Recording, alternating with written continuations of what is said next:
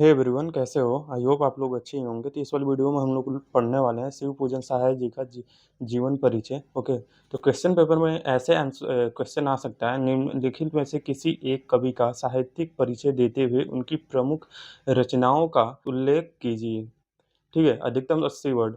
यहाँ पर शब्द आपको बदल सकता है, 80 शब्द, 90 शब्द, 100 शब्द, 5 नंबर का आ सकता है आपका। ठीक है, तो आओ देखते हैं। और 4 ऑप्शन दिए रहेंगे, एक किसी कवि का जीवन परिचय लिखना होगा आपको। जैसे यहाँ पे देखिए 4 ऑप्शन दिए हैं, जयशंकर सुमित्रा नंदन पंत, महादेवी वर्मा, रामधारी सिंह दिनकर। अब यहाँ पर चलिए इस तरीके से इतना तो मैंने बता दिया कैसे क्वेश्चन आ सकते हैं आपके एग्जाम क्वेश्चन पेपर में। ओके, अब आइए चलते हैं शिव पूजन सहाय जी का जीवन परिचय हम लोग देख लेते हैं, जो कि इस वीडियो में हम लोग पढ़ने वाले हैं। ओके, तो चलिए सबसे पहले हम लोग बात करेंगे इनके जीवन परिचय के बारे में, फिर प्रमुख कृतियाँ देख लेंगे, फिर साहित्यिक विशेषताएं इनकी देख लेंगे, भाषा शैली, उसके बाद हम लोग देख लेंगे। तो अब देखिए जीवन परिचय, आपको हेडिंग डालना है सबसे पहले ऐसे। उसके बाद आपको लिखना है, शिव पूजन सहाय का जन्म सन 1993 में गांव उनवास, जिला भोजपुर, बिहार में हुआ था। शिव पूजन सहाय जी का जन्म कहाँ पे हुआ था? गांव उनवास, जिला भोजपुर, बिहार में हुआ था। शिवपूजन शाह जी का जन्म कहाँ हुआ था? गांव उनवास, जिला भोजपुर, बिहार में हुआ था। शिवपूजन शाह जी का जन्म कहाँ पे हुआ था? गांव उनवास, जिला भोजपुर, बिहार में हुआ था। किस सन में हुआ था? 1993। किस सन में हुआ था? 1993। किस सन में हुआ था? 1993। ये भी याद कर लेना है, ठीक है? आपको मैं दोबारा दोहराने की नौबत नहीं आने दूंगा, आप यही पर याद करके अच्छे से चले जाओगे। इस वीडियो को देखो अंत तक बस। ठीक है, इनको बचपन में भोला राम के नाम से पुकारा जाता है था। इनको बचपन में किस नाम से पुकारा जाता था? भोला राम के नाम से। इनको बचपन में किस नाम से पुकारा जाता था? भोला राम। अब ये भी बता देता हूँ क्यों ऐसा इनको भोला राम के नाम से पुकारा जाता था इनको बचपन में। क्योंकि इनकी जो इनका बाल बहुत बड़े-बड़े था। शिव जी के जैसे जटाएँ थी ना, उनका इनका भी शिव पूजन सहाय जी का, जब ये छोटे थे, इनकी भी जटाएँ हुआ करती थी, इसलिए इनको भोला भोला राम के नाम से पुकारा जाता था। किस नाम से पुकारा जाता था? भोला राम। इनको इन्होंने 10वीं कक्षा पास करके बनारस की अदालत में नवीस की नौकरी की। इन्होंने 10वीं कक्षा पास करने के बाद किस चीज़ की नौकरी की, कहाँ पे की? बनारस की अदालत में नकल नवीस की नौकरी की। अब देखिए नकल नवीस का मतलब मैं बता देता हूँ क्या होता है। यहाँ पर मैंने इसका अर्थ लिख रखा है। नकल नवीस नकल नवीस का मतलब होता है नकल लिखने वाला, कॉपी करने वाला। इसको जैसे ऐसे भी कह सकते हैं, इसका मतलब ऐसे भी होता है, तहसील में आज भी नकल, उदाहरण देख लेते हैं। तहसील में आज भी नकल नवीस ज़मीन के कागज़ों की नकल निकालते हैं। नकल नवीस किसको बोलते हैं? जो तहसील में सॉरी जो तहसील में ज़मीन के कागज़ों की नकल निकालते हैं ना, जो तहसील में ज़मीन के कागज़ों की नकल निकालते हैं ना, उसको नकल नवीस बोलते हैं। ओके, तो इन्होंने 10वीं पास करने के बाद बनारस की अदालत में नकल नवीस की वो नौकरी की। बाद में ये हिंदी के अध्यापक पद पर कार्य करने लगे। उसके बाद क्या किया इन्होंने? हिंदी के अध्यापक बने। ओके, इन्होंने असहयोग आंदोलन से प्रभावित होकर कुछ समय बाद सरकारी नौकरी से त्याग पत्र दे दिया। उसके बाद इन्होंने क्या किया? आंदोलन से प्रभावित होकर किस आंदोलन से? असहयोग आंदोलन से प्रभावित होकर कुछ समय बाद इन्होंने इन्होंने सरकारी नौकरी से त्यागपत्र दे दिया, मतलब रिज़ाइन दे दिया। ये अपने समय के लेखकों में बहुत प्रतिष्ठित प्रतिष्ठित व्यक्तित्व थे।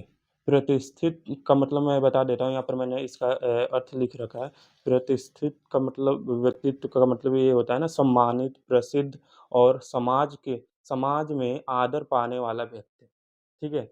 क्या होता है? प्रतिष्ठित व्यक्तित्व का मतलब सम्मानित, प्रसिद्ध और समाज में आदर पाने वाला व्यक्ति। ये उस समय के लेखकों के बीच में बहुत ही प्रसिद्ध व्यक्तित्व थे, लेखकों के बीच में। अब उनकी प्रमुख कृतियाँ पढ़ लेते हैं। कृतियाँ मतलब कृतियाँ की जगह पे आप रचनाएँ भी लिख सकते हो आंसर में, कि प्रमुख रचनाएँ या फिर प्रमुख कृतियाँ। अगर उसमें याद नहीं आ रहा है ना कि प्रमुख के बाद क्या था यार, क्या था? कृतियाँ नहीं याद आ रहा है तो आप क्या कर सकते हो? प्रमुख रचनाएँ लिख देना वहाँ पे। ओके, प्रमुख रचनाएँ इनकी हम लोग देख लेते हैं। यहाँ पे थोड़ी बहुत आपको याद करना है, पूरा अगर याद कर लेते हो तो बहुत ही अच्छा है। थोड़ा बहुत याद कर लेते हो तो भी अच्छा रहेगा, थोड़ा बहुत भी लिख देते हो अगर आंसर में तो भी आपको पूरे नंबर मिल जाएँगे। देहाती दुनिया, ग्राम सुधार, वे दिन वे लोग, स्मृति शेष आदि इनकी दर्जनों गद्य रचनाएँ प्रकाशित हुई हैं।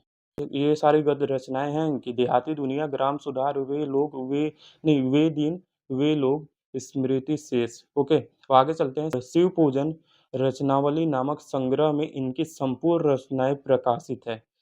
किस संग्रह में इनकी संपूर्ण रचनाएँ प्रकाशित हुई हैं? शिव पूजन रचनावली में नामक संग्रह में, ठीक है? इनके इनके अलावा इन्होंने जागरण, हिमालय, माधुरी बालक आदि प्रतिष्ठित पत्रिकाओं में भी काम किया है।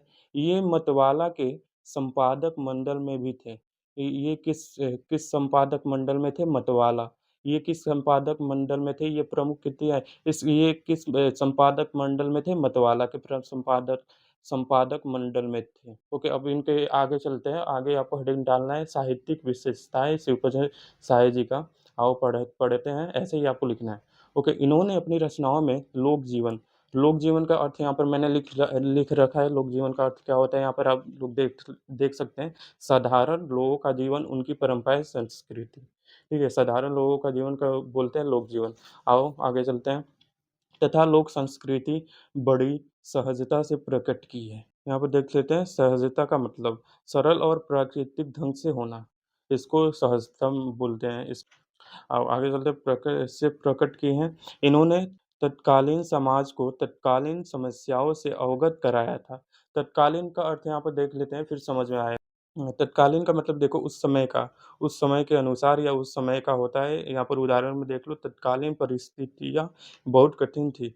उस समय की परिस्थितियाँ बहुत कठिन थी। तो यहाँ पर क्या कह रहे हैं? इन्होंने तत्कालीन मतलब उस समय के अनुसार समाज को तत्कालीन समस्याओं से अवगत कराया कि मिलवाया मतलब अवगत कराया का मतलब हो सकता है जानकारी होना या परिचित कराया।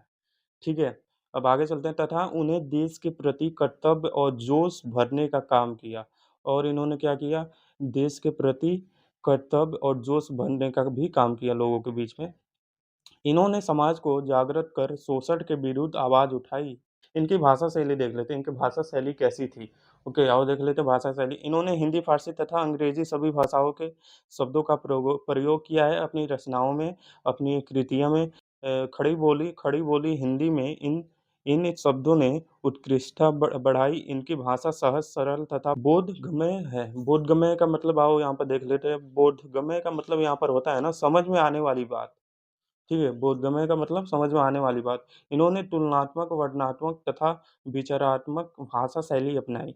अभी अब तुलनात्मक और वर्णनात्मक तथा विचारात्मक का मतलब यहाँ पर हम लोग समझ लेते हैं।